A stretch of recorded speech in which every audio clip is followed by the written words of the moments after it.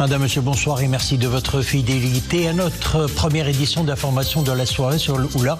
18h30, c'est le journal bien entendu et voici les titres. Idarati e-Service, comme son nom l'indique, c'est un portail dédié à l'administration. Tous les services destinés aux citoyens et aux administrations y sont à portée de clic. La plateforme a été lancée ce matin à Rabat par le ministère de la Transition numérique et de la réforme de l'administration. Soutenir les créateurs et les inventeurs passe par la protection de leur création. La propriété intellectuelle fait l'objet d'un projet de coopération entre le Maroc et la Suisse. Swiss Partnership Morocco a été lancé aujourd'hui lors d'une cérémonie à Casablanca. En fin de journal, un récital piano-violon sur la thématique du romantisme au XXe siècle.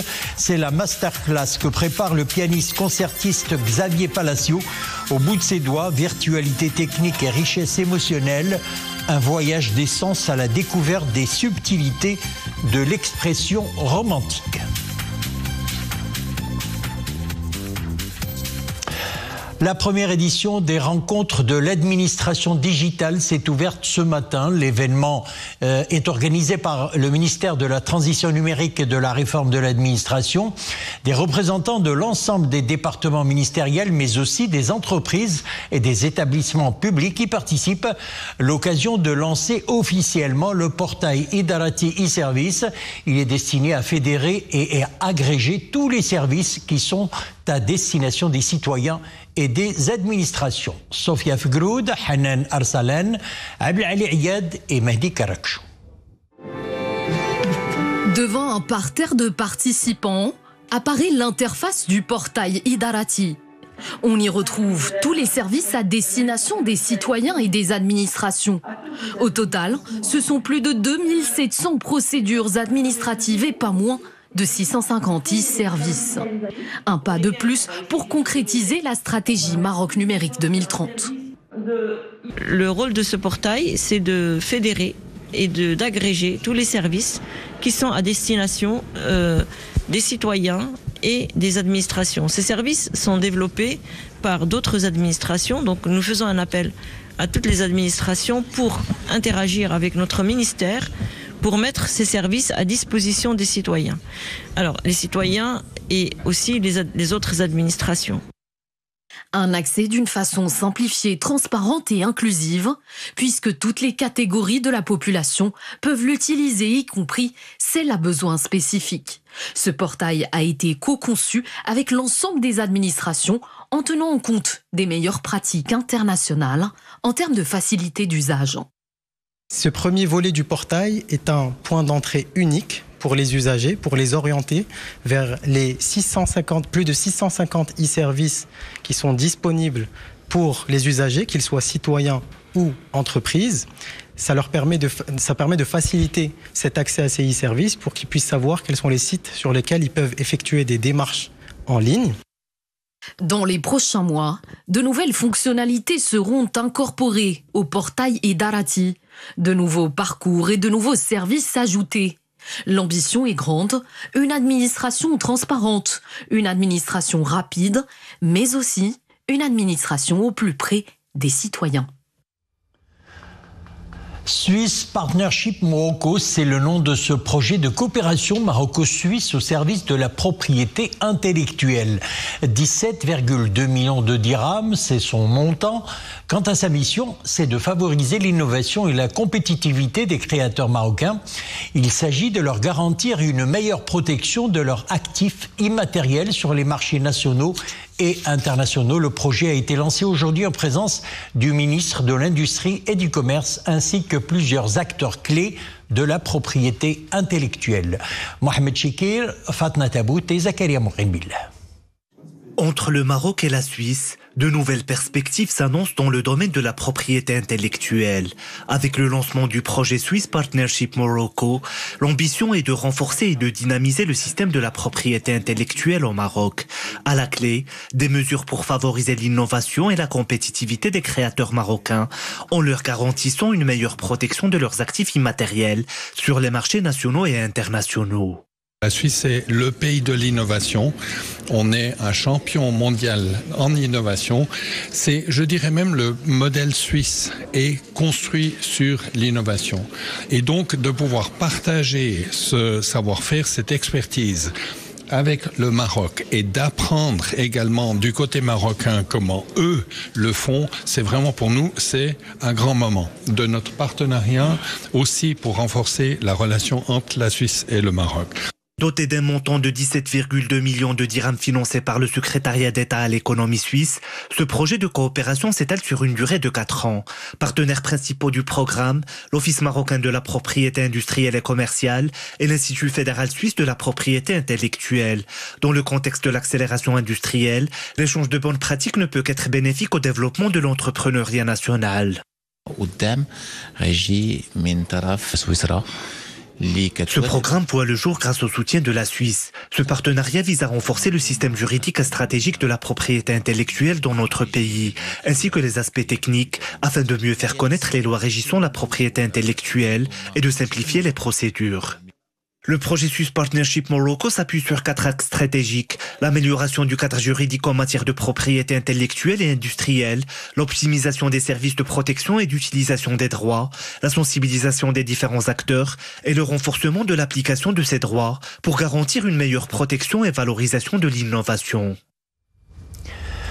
Épisode neigeux ce week-end en haute montagne. Et là, nous parlons bien entendu de la météo. D'importantes chutes de neige sont prévues sur les hauteurs, dépassant les 1800 mètres. 15 à 30 cm de neige sont attendus dès demain, 8h à 18h dimanche, dans les provinces de Midelt, Beni Mellel, Tinrir et Ouarzazate, indique la Direction générale de la météorologie dans un bulletin d'alerte de vigilance orange.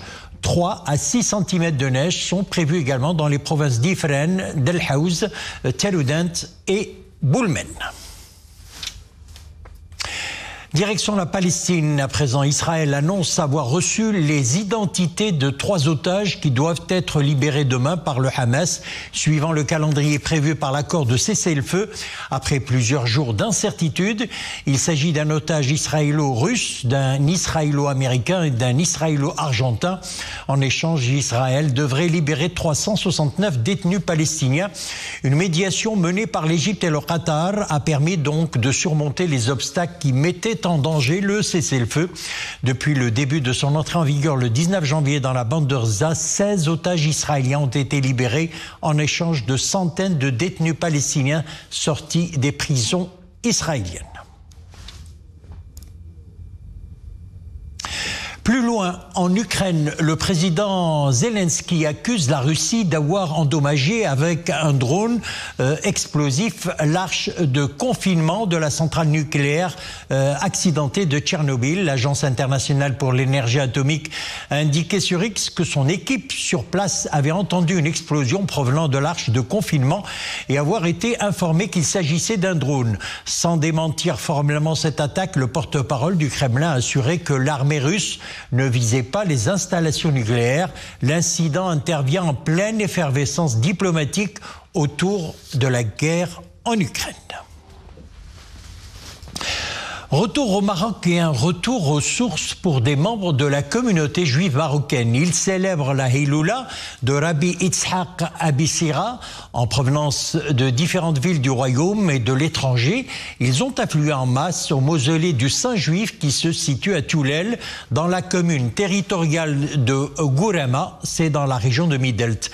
Lors de cette cérémonie, l'assistance a élevé des prières implorant le Tout-Puissant d'accorder santé, bonheur et longue vie à Sa Majesté le roi Mohamed VI et à l'ensemble de la famille royale. Mohamed Rachid, Dominique Orlando. C'est un pèlerinage qui a lieu tous les ans en cette même période de l'année. Pour tous ceux qui y prennent part, il s'agit d'abord et avant tout d'un moment de prière et de recueillement. Le grand rabbin qui est célébré durant cette Hiloula s'appelle Yitzhak Abi Sira. Décédé en 1912, sa notoriété auprès de la communauté juive du Maroc n'a jamais cessé de croître et de s'étendre bien au-delà des frontières du royaume. Comme vous pouvez voir, il y a des gens qui viennent du monde entier, qui viennent américains, qui viennent d'Israël, qui viennent du Portugal, du Brésil, de France, beaucoup de gens de France. Et puis ils viennent pour prendre beaucoup de bénédictions. Bonjour, je m'appelle Gabriela, je viens de Casablanca. Et moi, ça fait beaucoup de temps que je viens ici depuis que je suis petite parce que mes grands-parents et mes arrière-grands-parents et tout, ils étaient là. Donc ça, c'est la première maison de Rabbi Yitzhak. Et voilà. Et moi, j'adore, c'est magnifique. Et voilà, c'est vraiment quelque chose de très spécial.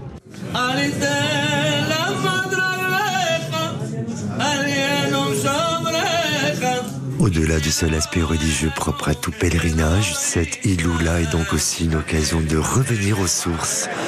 Cela peut signifier renouer avec les origines de sa famille pour beaucoup de ressortissants juifs marocains établis à l'étranger, soit une parenthèse absolument nécessaire pour affermir et consolider sa propre identité. D'un voyage spirituel à un voyage dans les rythmes et les notes musicales. Ce soir, nous vous présentons Xavier Palacio, professeur de piano et pianiste concertiste installé au Maroc depuis 8 ans. Il partage aujourd'hui sa passion pour la musique avec de jeunes pianistes en herbe à Rabat. Xavier Palacio prépare une masterclass autour des œuvres de Frédéric Chopin et un récital piano-violon sur la thématique du romantisme au XXe siècle. Masterclass prévue les 25 et 26 de ce mois à l'Institut Jam'i de musique et d'art chorégraphique de Fès. Reportage Adnan Harras, Abdel Ilah El-Cheb et Zakaria Mouqin-Billah.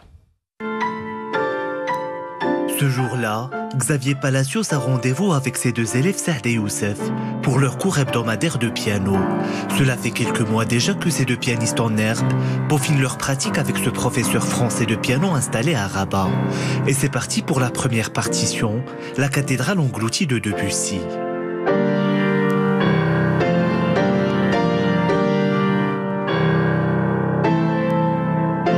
Ce morceau exigeant une recherche sonore et des résonances nécessite de l'application et une technique appropriée. Xavier Palacios suit attentivement le jeu de son élève. Il donne des conseils et partage de bonnes astuces. Elle pose bien, même si c'est pianissimo, c'est au fond du clavier. Place alors à l'exercice du phrasé et de l'interprétation, des aspects pour lesquels Xavier Palacios se montre méticuleux avec ses élèves. C'est juste des petits détails sur la mémorisation, comment garder une œuvre dans les doigts, etc. Comment solidifier la mémoire. Les capacités sont les mêmes que je dirais que les Français ou que les Espagnols ou que les voilà. La différence, elle réside dans la diffusion de cette musique ici au Maroc et dans la formation. Donc je dirais qu'il y a un potentiel très très fort, bien sûr, mais après il faut travailler. De Debussy à Chopin, Youssef, jeune pianiste désireux de perfectionner sa technique, n'hésite pas à faire le déplacement chaque semaine depuis Fès pour améliorer son jeu. Pour lui comme pour Saad, cette expérience les a encouragés à s'engager sur la voie de la perfection. Monsieur Xavier Palacios nous offre une opportunité pour travailler nos œuvres avec un niveau qui soit convenable avec l'exigence des œuvres. Ça s'améliore un petit peu, petit à petit, techniquement et musicalement. Bien sûr, il faut être consistant, suivre une méthode qui doit être efficace. Tout au long de mon parcours, j'ai pu bénéficier de l'expertise de plusieurs professeurs de différentes écoles, à savoir l'école belge, l'école russe. Et j'avoue que l'école française, elle a une particularité assez spéciale, c'est qu'elle permet une approche globale un peu à l'instrument. Et puis c'est quand même une école qui exige beaucoup de technique. Après avoir travaillé à la renommée École normale de musique à Paris puis à Casablanca, Xavier Palacios partage aujourd'hui sa passion pour le piano avec ses élèves marocains avec générosité.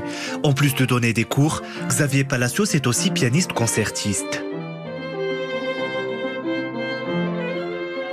Chaque fois qu'il en a l'occasion, Xavier organise des récitals et des stages dans différentes villes marocaines. Prochaine date à retenir, une masterclass autour des œuvres de Frédéric Chopin et un récital piano-violon sur la thématique du romantisme au XXe siècle.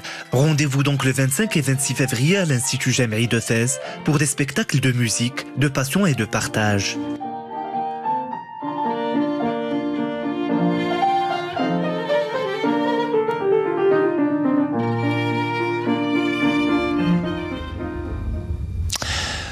qu'une quinzaine de jours avant Ramadan, le Maroc repassera à l'heure légale GMT le dimanche 23 février à 3h. C'est ce qu'indique le ministère de la Transition numérique et de la Réforme de l'administration dans un communiqué. Le retour à l'heure GMT plus 1 en avançant 60 minutes, bien entendu, sera opéré après la fin du mois sacré, le dimanche 6 avril à 2h, précise la même source. Et puis, durant le mois de Ramadan, les administrations, les établissements publics et les collectivités territoriales auront de nouveaux horaires de travail. Ce sera donc de 9h à 15h. Des facilités nécessaires seront accordées aux fonctionnaires et agents pour l'accomplissement de la prière du vendredi, annonce le ministère de la Transition numérique et de la Réforme de l'administration.